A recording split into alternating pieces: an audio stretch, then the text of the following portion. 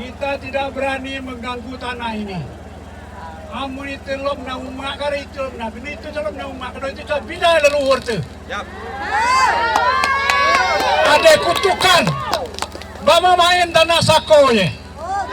Yo tiba-tiba lom bangun tanpa izin oleh masyarakat.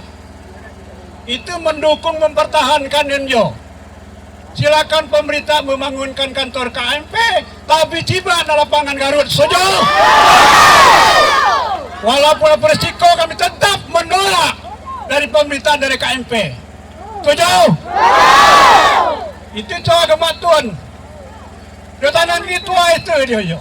Bisa pipio. Tanah lapang, nalpong yang bidau habis. Contoh.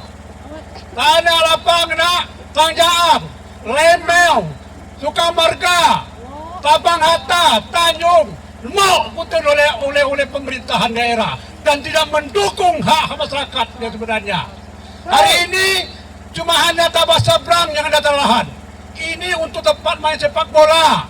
Ada acara artis, pilkada segala macam, silakan dipakai.